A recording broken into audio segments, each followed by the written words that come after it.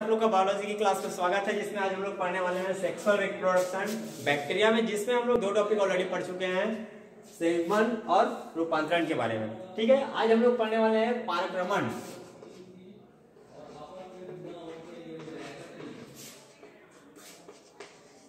ठीक है, चलिए ये हमारा तीसरा टॉपिक है। वास्तविक में रिप्रोडक्शन की बात कर रहे हैं, एक नए सेल्स के निर्माण की बात कर रहे हैं, एक नए बैक्टीरियोफेज या जीवाणु की बात कर रहे हैं, निर्माण होनी चाहिए उसकी बात कर रहे हैं। ठीक है, तो वास्तविक में ये जो प्रोसीजर होता है उसको दिया था जिंडरबर्ग और लेडरबर्ग ने।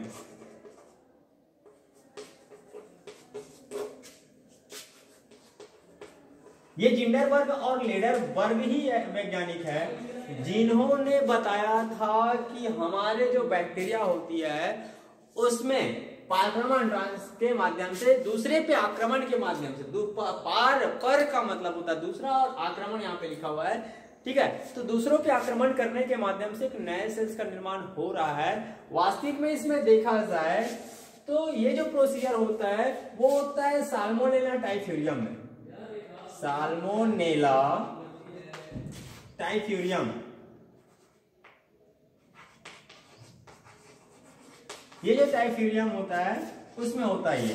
ठीक है, चलिए वास्तविक बात करते हैं प्रोसीजर होता क्या चीज है। इसमें हमने देखा कि जो सामान्य जीवाणु डीएनए का जो ट्रांसफर होता है वो कैसे होता है। तो डीएनए के ट्रांसफर के माध्यम से ही ये जो बैक्टीरियोफेज होते हैं वो अपने समान एक नए संततियों का निर्माण करते हैं। होता ही वहां है कि चले प्रोसीजर सामान्य स्टार्टिंग से देखते हैं। इस प्रकार का एक जो सेल जो होता है, ठीक है, ये रहा उसका डीएनए खंड, ये रहा डीएनए खंड, जिसमें जो बैक्टीरियोफेज होता है उस बैक्टीरियोफेज पहले इसमें क्या करता है, आक्रमण करता है। ये इनका डीएनए है, ये फेज है, इनके फेज होते हैं, वो आपस में आते हैं, आपस में आने के करके इस पे आक्रमण करता है, संक्रमित करता है, संक्रमण करके इनके डीएनए खंडों के साथ आपस में क्या हो जाता है, जुड़ जाता है। जुड़ करके वो द्विगुणन करता है और द्विगुणन करने के पश्चात एक से अधिक कई सारे बैक्टीरियोफेज का क्या करता है, वो निर्माण करता है। देखते हैं होता कैसा है ये। चलिए ये रहा डीएनए, ठीक सेल, ये फिर से डीएनए खंड, ये रहा इनका डीएनए खंड। ये आपका जो बैक्टीरियोफेज था अब वो संक्रमित करने के लिए कहां पहुंच गया, इस सेल के पास। तो इनके डीएनए खंड जैसे इनके संक्रमण स्थल पे आता है, संक्रमण स्थल पे आने के पश्चात ये जो डीएनए खंड होता है वो कर जाता है अंदर प्रवेश। चलिए अंदर प्रवेश कैसे करेगा, ये रहा आपके पहले वाला इनका डीएनए खंड और ये रहा इसका डीएनए खंड, दोनों आपस में कैसे हो गए, अंदर आ गए। ये जो बैक्टीरियोफेज था बाहर ही क्या हो जाता है, विलुप्त हो जाता है, बाहर ही रह जाता है। आगे इनकी बात करते हैं, आगे इनकी प्रोसीजर जो होती है वो बढ़ती है। तो ये देखने को मिलता है कि इनके जो सेल्स जो होते हैं वो कई सारे छोटे छोटे खंडों में, ये जो द्विगुणन करने के माध्यम से बढ़ जाता है और ये जो सेल्स होता है वो भी छोटे छोटे भागों में क्या हो जाता है, बढ़ जाता है। जैसे ये डीएनए खंड का निर्माण होता है, ये जो जीवाणु भोजी अंदर में ही बैक्टीरियोफेज का निर्माण करने लगते हैं, अंदर में ही बैक्टीरियोफेज का निर्माण करने लगते हैं। वो कैसे, इस प्रकार से कई सारे सेल्स का निर्माण आपस में अंदर में क्या करने लगते हैं।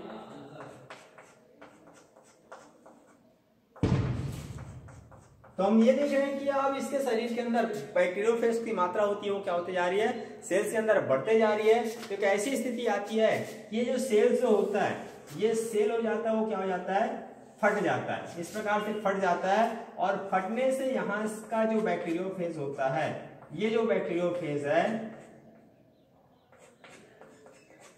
ठीक है, वो बाहर निकलने लगता है यहाँ से, क्योंकि हमको पता है कि इनकी मात्रा इनके अंदर कैसे हो गई है, बहुत ज्यादा हो गई है। और बहुत ज्यादा होने के कारण से यहाँ से क्या होगा, ये फट जाएगा और फट करके क्या होने लगेंगे, बाहर निकलेंगे। होना कुछ नहीं है, केवल जो पारक्रमण होता है उसमें डीएनए के स्थानांतरण के द्वारा ही एक नए सेल्स का, जीवाणु भोजी का निर्माण करता है। यह प्रक्रिया किसके माध्यम से पूर्ण होने वाली है, जीवाणु भोजी के माध्यम से पूरा होने वाला है।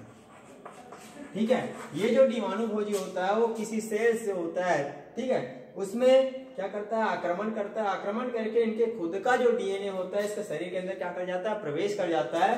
प्रवेश करने के पश्चात इनका जो होता है वो क्या हो जाता है, द्विगुणन। डीएनए का अपने आप क्या हो जाता है, द्विगुणन हो जाता है। द्विगुणन होने से उस सेल के अंदर बहुत सारे बैक्टीरियोफेज का निर्माण कर लेता है, और बहुत सारे बैक्टीरियोफेज का जब निर्माण होता है तो वो सेल अपने आप क्या हो जाता है, फट जाता है। अब इससे वो जो बैक्टीरियोफेज होता है क्या हो जाता है, वो स्वतंत्र हो जाता है। अब हर एक स्वतंत्र बैक्टीरियोफेज जो होगा वो हर एक जो बैक्टीरियोफेज है उसी तरह फिर से कार्य करेगा। इसमें तो एक सेल्स आए थे, वहां पे बहुत सारे बैक्टीरियोफेज निर्माण हुए हैं, तो अब वो बहुत सारे बैक्टीरियोफेज, ठीक है, बहुत सारे सेल्स पे क्या करेंगे, आक्रमण करेंगे। हमारा एक छोटा सा सवाल, जैसे हम लोग बोलते हैं ना कि गंगा का पानी जो होता है वो गंदा क्यों नहीं होता, कारण वही होता है कि वहां के जल में पाए जाने वाले जो बैक्टीरियोफेज होता है, बैक्टीरियोफेज का मतलब होता है जीवाणु, वो जी जीवाणुओं को खा जाने वाला, भोजन के रूप में खा जाने वाला वायरस है वो, ठीक है, जिसके कारण से वहां पे जितने गंगा के पानी को, गंगा नदी का जो पानी होता है उसको जो गंदा करने वाला है, खराब करने वाले हैं, ऐसे जीवाणुओं को क्या करता है, वो खा जाता है। वायरस जो है वो उनको नष्ट कर देता है, तो अब वो पानी गंदा होने वाला नहीं है। तो इसी सिस्टम के कारण से आज भी हमारा गंगा नदी का जो पानी होता है वो बहुत दिनों तक सुरक्षित रखा जा सकता है, खराब नहीं होता है।